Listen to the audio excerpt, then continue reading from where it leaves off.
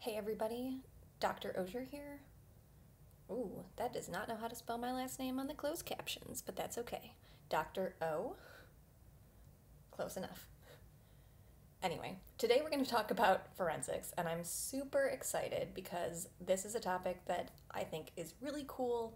It's interesting, it's relevant, it's on TV all the time, and it really showcases the power of DNA technology and what we are able to do using modern science. Okay, so without further ado, we will get into the content.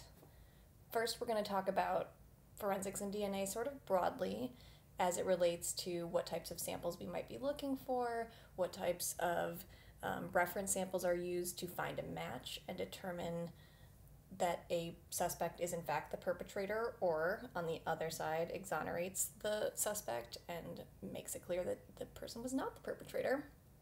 We're going to talk about the law, specifically the DNA Identification Act, and then we're going to switch gears a little bit and go into some specific tests, keeping in mind that this is a genetics class, so you're going to need to be a little bit familiar with the types of testing that are used and also the applications and limitations of those tests.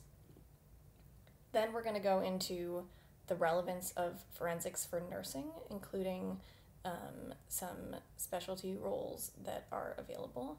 And finally, we're going to end with a few cases that I think are pretty cool that highlight different forensic tests that we're going to discuss above in part 2 of our outline. Okay, so first off, forensics and DNA broadly. As you hopefully know, DNA is a set of instructions to make all of the proteins that you need to be you. There are, of course, factors beyond the DNA that contribute, like epigenetics. Not a huge emphasis here in forensic testing, but we know that if you look at enough different places in somebody's genome and you look at some sample that you have and look at enough places in that genome, if they all line up, you're basically going to get to an infinitesimally small percentage of it being someone else beyond the person that you are trying to match to. If you do 13, 14, 15 different sites and genotype them and they're all lining up, maybe the chances would be 1 in 3 billion sometimes that the perpetrator is somebody else, but the other person with that genotype might live in Singapore and, be a farmer, and the chances that the victim was raped and murdered by her estranged ex-husband who lives down the road is probably a little bit more likely than it being the Singaporean farmer. So we really, really, really needed DNA technology to advance forensics. And before we had DNA technology, all we really had was eyewitness testimony, which has been proven time and time again to be extremely flawed and also extremely biased, not in favor of people of color. And so a lot of people were certainly getting convicted using faulty eyewitness reports, many of which were well-intentioned, but people just don't really do a good job at eyewitness testimony and remembering what they saw. And then sometimes I'm sure it was also maliciously done as well. Oh wow, these closed captions are not killing it. Sorry, guys. So we have to find a match. We need technology. We don't just need eyewitness reports. We don't just need looking at basic crime scene evidence like fingerprints, which a lot of times are not left, and certainly because criminals who are planning their crimes know that cops are going to look for fingerprints, they could just wear gloves or bring a rag and try not to leave a trace there. Hair analysis is extremely flawed and cannot definitively match a suspect to a crime scene, because two people could have very microscopically similar hairs. In fact, lots of people have microscopically similar hairs and could not be ruled out. So fortunately, we have a lot of good genetic tests that we're going to talk about in the coming section that we can use to be more concrete. And in this diagram here you can see some of the various sources. So, we could use in this case we've got blood up here, so blood's an obvious source of DNA, specifically our white blood cells, which contain a nucleus.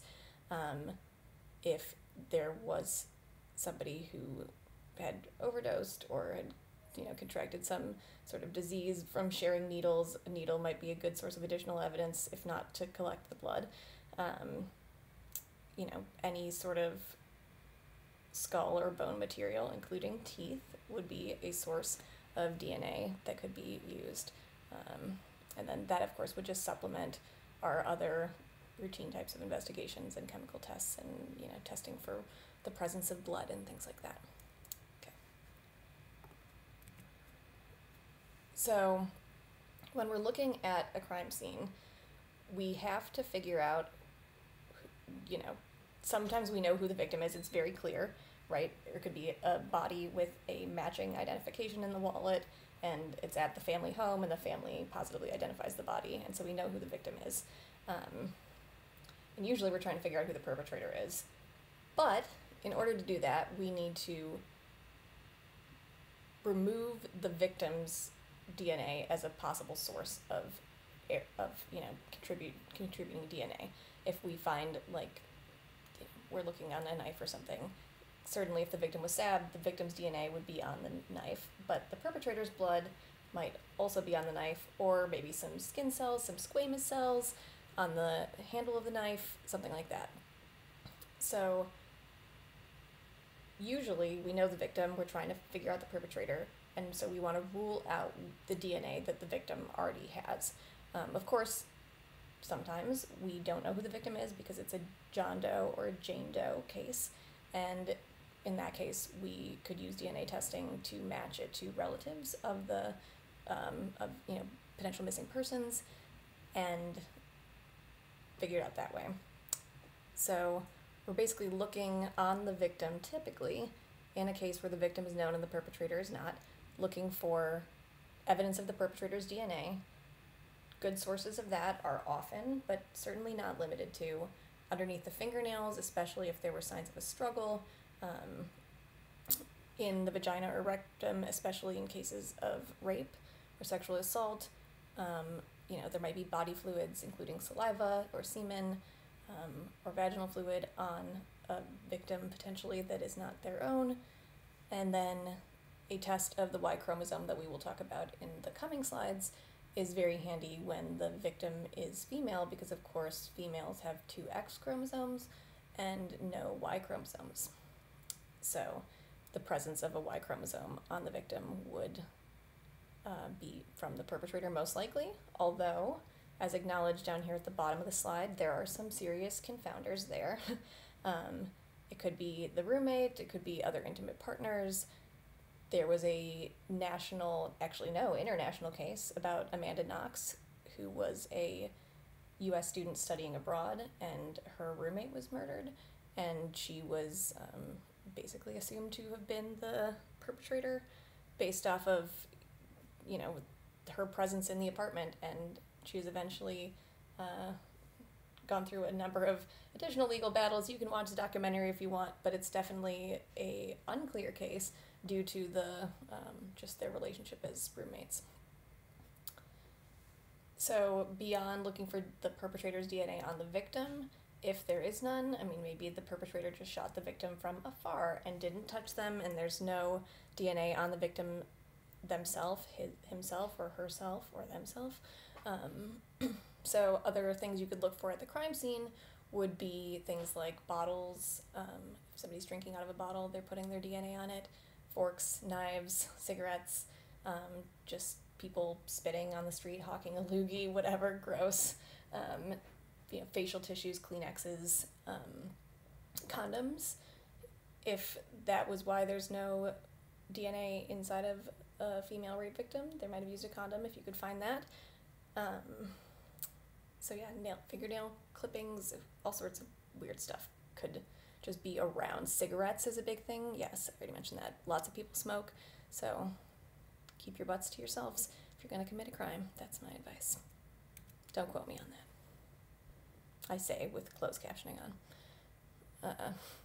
So once they have DNA samples from the perpetrators, whether it be collected from the victim or from evidence at the scene of the crime, then we're going to look and see if they can match it to somebody. And I apologize that this image is so low quality, but basically it has various countries here. I'm going to grab my pointer. Countries here in the far left-hand column, UK, US, Germany, and then tells you a little bit about the reference profile. This is definitely since grown since the timing of this very low resolution image. But what I think is interesting is it gives you information about the sample, the suspect to scene hits, the scene to suspect hits. But what I think is interesting is the criteria for getting into the system. And in the UK, it's any recordable offense, you're entered as a suspect, and then the removal criteria is you're never removed, including suspects. So even if you weren't convicted of something, you could have your DNA on file in the UK. Whereas in the US, we don't enter suspects, but there have been a number of attempts to change that. And as far as removal and entry, it depends on the state. Other countries have, both more strict and more lenient criteria, since the United States has a number of states which each have their own rights. It is something that you might want to look into, what your rights are in terms of entry and removal from a DNA reference sample database based on where you live and where you do your crime activities, I guess. Okay, so the law we're going to talk about now is the DNA Identification Act, and this is basically related to criteria for entry into the NDIS, the National DNA Index System, which is mandated by law, and this happened in 1994, back when Dr. O was all of 6 years old. It was a good year. Kindergarten, killing it. And basically this gives some categories of data that may be maintained by the NDIS. And those include convicted offenders, so people who were proven guilty, although DNA evidence, well, I guess it would have been used if they were convicted. So that's solid. It's probably a pretty low chance of wrongful making the list. Arrestees, legal detainees, which that could probably be pretty loosely defined. Forensic casework.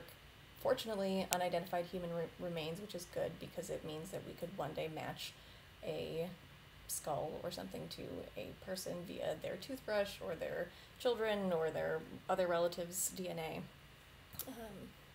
And then missing persons and relatives of missing persons as well. Okay.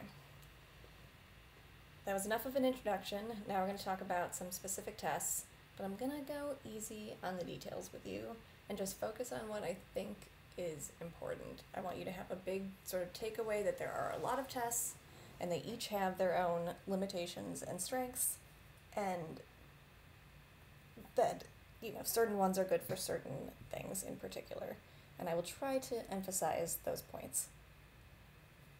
So a big one is autosomal short tandem repeat testing. STR is what we call short tandem repeats, and short tandem repeats are segments of our genome where we have a few bases that sort of repeat a bunch of times. So it might be CAG, CAG, CAG, and I might have 3, and you might have 7, and someone else might have 6, and somebody else might have 9.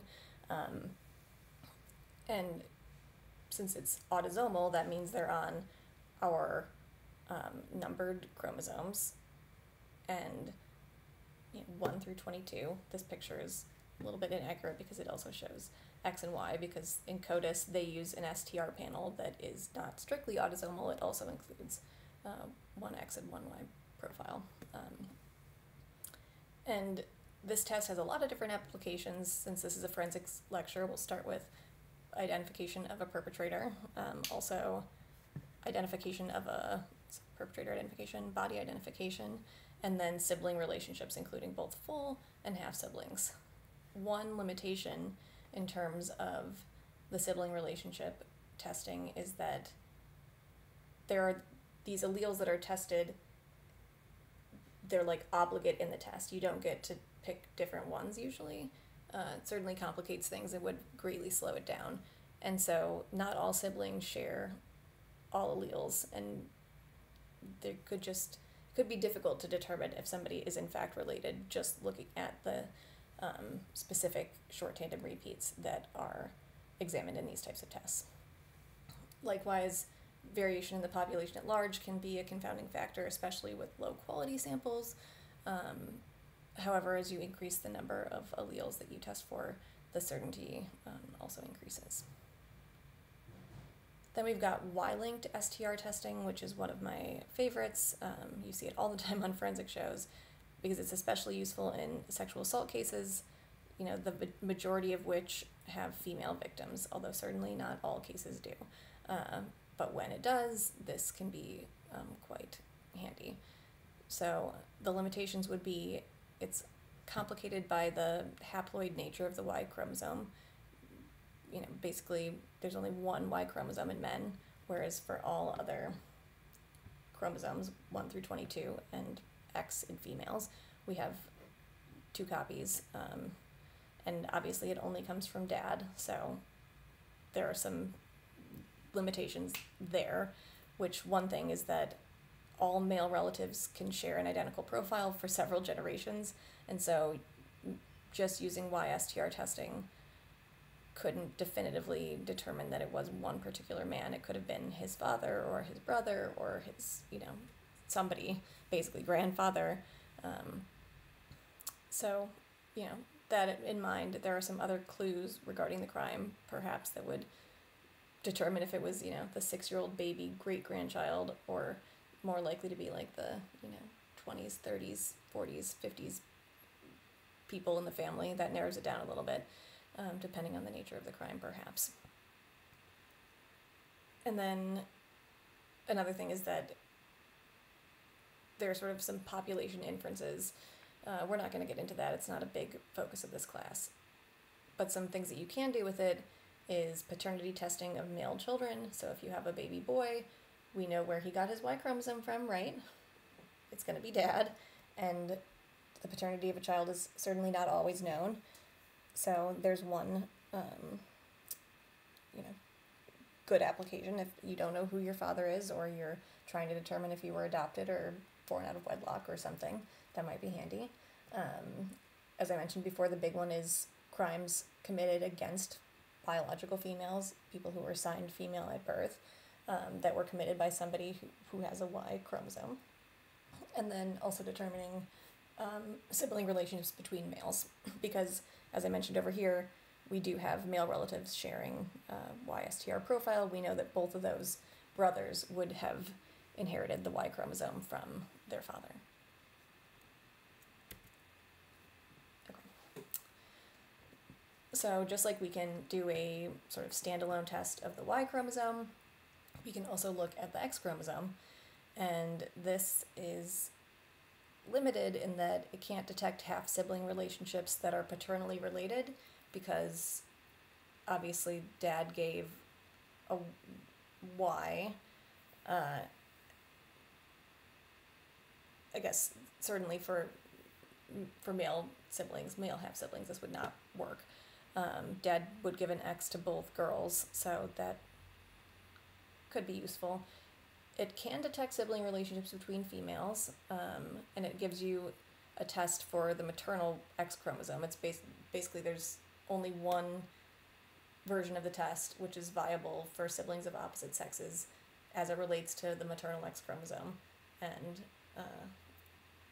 so there you go. There you have it. Really not a huge emphasis, and as you saw a couple slides back, what we really use is a STR panel that includes autosomes as well as the X chromosome and the Y chromosome. So please, please, please do not focus too much on these. Know that I would know this one, and that it's good for male perpetrators in crimes against females, and then also male relationships, because we share it for several generations.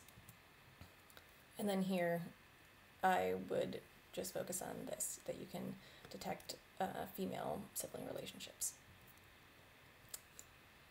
Minifiler is a test that looks at short tandem repeats in samples that have been degraded or inhibited in some way. You can click through this slideshow if you like, it is optional, but basically it's a panel that has some strengths over traditional STR testing, and we know that in a lot of forensic applications the samples are degraded because maybe they were left out in the hot sun in the desert, maybe they were waterlogged. This is not just for homicides and things like that, but also missing persons, things after natural disasters, hurricanes, monsoons, things like that.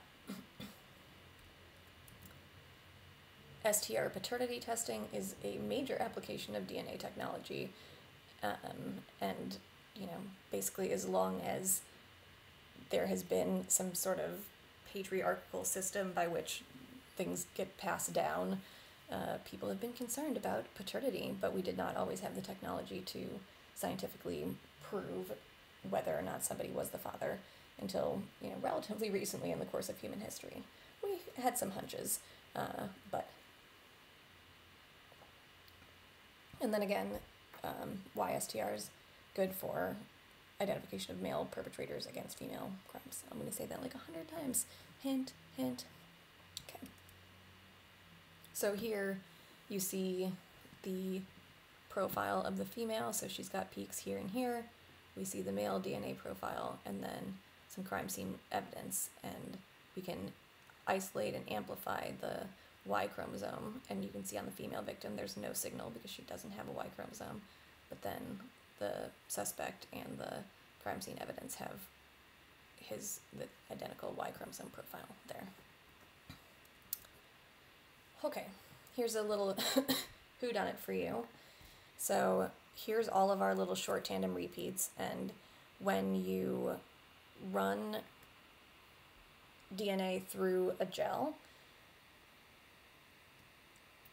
and you break it up into fragments, and then you pass it through a gel with electricity, and then you can stain it, and you can see these bands, and the bands essentially reflect the size of the DNA fragments, and this enables us to figure out like how many STRs you have. So like how many CAGs did you have? I have CAGEZ. That's funny. So if I have one that's 6 long and you have one that's 8 long, we could tell those apart on the gel based off of how far they travel, science, physics, yeah, whatever. Okay. So here we see the victim's fragments, and we're looking at 1, 2, 3, 4, 5, 6 little bits. So we found this on the victim. We found these 1, 2, 3, 4, 5, 6 on the crime scene. And so the first thing we need to do is figure out which of these short tandem repeat SNPs, basically, single nucleotide polymorphisms, are going to be, I guess they're not single nucleotide polymorphisms, scratch that, sorry. Which of these short tandem repeats, as evidenced by these bands, which of these bands can we even use to decide who the perpetrator might be? And the criteria for that is that they cannot match between the victim and the crime scene, because if the victim here matches the crime scene and what's on the knife here, this could be his, but it could be hers or theirs. We don't know if it was a man yet. So this second band would be definitive because it's on the crime scene evidence, but it's not on the victim. The third one, like the first one, would not be definitive. Here we see a marker that the female has, but it's not at the crime scene, so that's not going to help us. Here's another good one. So I like that second one, and I like this fourth one here because it's at the crime scene, but it's not on the victim. This one's on the victim, but not at the crime scene. It's too high, so that doesn't do us any good. This one is on the crime scene, but not the victim, so this fifth one also helps us. And then the sixth one, it's pretty close. Maybe a little bit. Anyway, so we're looking at the second one. This, traveling across, it could be suspect 1 or suspect 2, but 3's is too high, right? So, okay, it's not number 3. Then we move down to this other band. Well, now we know for certain it's suspect 2, right? Because this is the only person of these 3 that could have left the band. I mean, we'd want to double check. We're not just going to be like, okay, let's arrest this guy and convict him. We'd want to double check that the other one also lines up, and it does look like it does. So we'd look at enough of these, we'd be certain enough. Okay. Hopefully that makes sense. Maternity testing is rarely used. I found a case study online that is optional for you. It's a little bit more advanced than the depth that we're going to go into, so take that with a grain of salt. I do want to give one example of an actual case from 1982 that I guess it was resolved in 1985 eventually. It was a boy who had immigrated from Ghana. He was with his father in Ghana and moving to England where his mother lived, and there were problems with the immigration, and the mother, Christiana, this, alleged mother, I guess, turned to DNA evidence to get DNA fingerprinted and determine their relationship. Since this was a long time ago when DNA technology was in its advent, really, the test was limited, but they were able to determine that they were related. They couldn't say definitively if it was the mother or an aunt, but that was good enough at the time. Typically, we don't need maternity testing. Maternity testing. Oh my goodness. I need to be more articulate.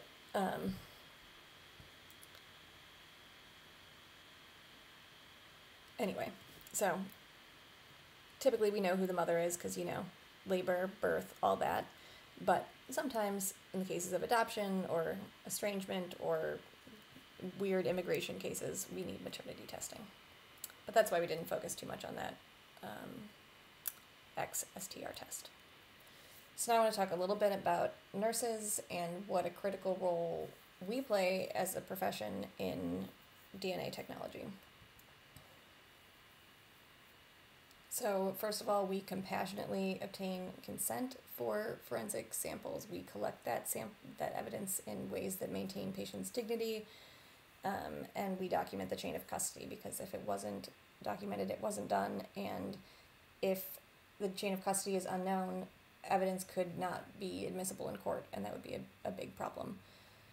You might do this anywhere, but realistically, the emergency department and the intensive care unit would be the most common.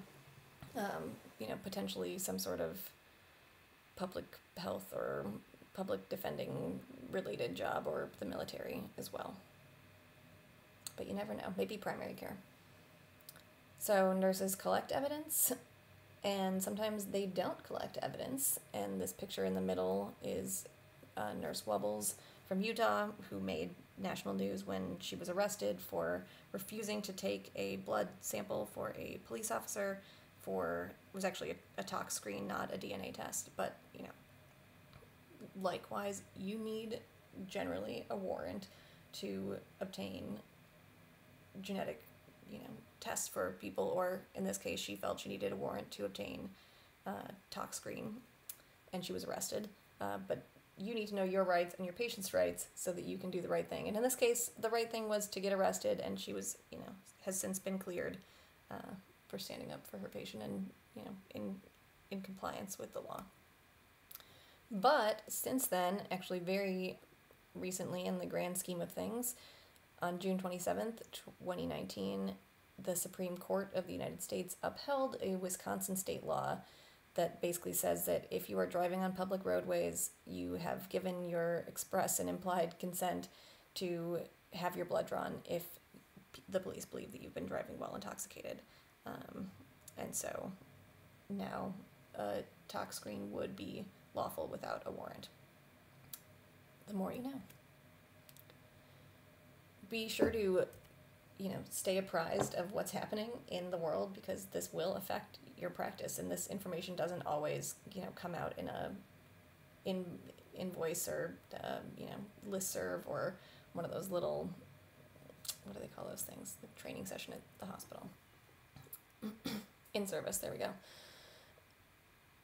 So There are some specialty roles that nurses can take related to forensics in various settings, like hospitals, community anti-violence programs, the coroner's office, the medical examiner's office, as I mentioned before, the emergency department and intensive care unit, psychiatric hospitals, as well as correctional institutions and the military. So I left a few out when I was rambling on the last slide, but there are a lot of places where nurses are actively involved in forensics. There's actually a title that you can earn called forensic nurse via a certificate program. You could become a sexual assault nurse examiner, sometimes called a SANE, and you could also join the International Association of Forensic Nurses if that was something that you were interested in doing. We've talked about matching suspects to crimes using DNA, but sometimes we also exonerate people from crimes using DNA. And here's an example of an organization that helps to facilitate that. It's called the Innocence Project, and they basically provide legal guidance and DNA testing to prove that people are innocent of crimes that they were wrongly convicted of. And here's some fast facts here. The first exoneration in 1989, when I was 2 years old. There have been 365 exonerees to date. Wow, that's a lot. 37 states. Total number of years served across the 365 exonerees was over 5,000 years. That's crazy. The average age at wrongful conviction was 26, so pretty young. Most of them stayed in prison for a long time, with the average age of release at 43. A lot of people were on death row. A lot of people pled guilty for crimes they didn't commit. There were some misapplications of forensic science, which is scary and problematic. A lot of eyewitness misidentification. I cited that as a problem earlier, 69% eyewitness misidentification. A lot of them involved criminal informants. Not all of the people exonerated were compensated for their time, which I think is interesting. And then also interesting is that a huge percentage of the people that were exonerated were African American or Latino. So anyway, you can peruse this on your own. So now I'm just going to go through a few quick cases just to highlight some of the concepts we've discussed in this lecture. First one is they're all Forensic Files episodes. I love Forensic Files. But this episode called A Daughter's Journey. You can click this link if you want to watch it. Two boys were fishing and found a skull in a lake. From the sort of anthropomorphic features, they were able to determine that it was a Caucasian female, adult, over age 35, but without other body parts, they couldn't definitively make a match. They found out that there was a local mother who was missing, who had been living with her boyfriend at the time. The boyfriend had been questioned. Her infant daughter was left behind, and they were able to use mitochondrial DNA evidence via this daughter really advocating for the testing to occur to determine that the skull was the mother's, and it enabled the daughter to realize that her mother had not abandoned her. Okay, then we've got another great case, The Perfect Match, also available online at this link. A woman had been murdered. Her jacket was found near her abandoned car, and that jacket had on it blood that was the woman's, as well as tiny little white hairs. And they determined they were not human hairs, they were instead cat hairs, and later determined that the woman's estranged husband had a white cat called Snowball, and they were able to get a blood sample from the cat and matched the DNA in the blood to the DNA in the cat hair, and that was on the jacket near her dead body, so that was enough to convict the estranged husband of the crime. And now we're going to switch gears, and I'm going to share an interesting case where a woman actually tried to blame DNA on all of her children dying. So this woman, Juanita Hoyt, had a bunch of children who all died suddenly and unexpectedly at ages 1 month, 17 days, 2 years, 4 months, so all over there. Sorry, that's some bad grammar. The deaths were presumed to be because of SIDS, sudden infant death syndrome. And this doctor, Alfred Steinschneider, decided that he was going to do a research study on biological links to sudden infant death syndrome, and he actually proposed this link between that and sleep apnea, and it was published. But the work was later discredited, and it turned out that the mother, Juanita Hoyt, had just been suffocating her children, but pretending like it was something that ran in the family. And the nurse had caught on, but nobody had listened. So that's it for forensics. I hope that you learned a thing or two and that the cases helped to highlight the relevance of DNA. I forgot to mention on this one, we had to use a special technique called polymerase chain reaction to amplify DNA, and we will talk perhaps a little bit more about this, but basically when we've got forensic samples, we want to make sure that the testing we do doesn't give us inconclusive results and degrade our sample, so we can actually make a bunch of copies of DNA first, basically using the same procedure that DNA replication uses, and that is called polymerase chain reaction. And so that was the relevance there, and in this test you learned about mitochondrial DNA testing, which we didn't talk about here, but we have and will continue to talk about. Okay, that's really it now. Take care, everybody. Bye.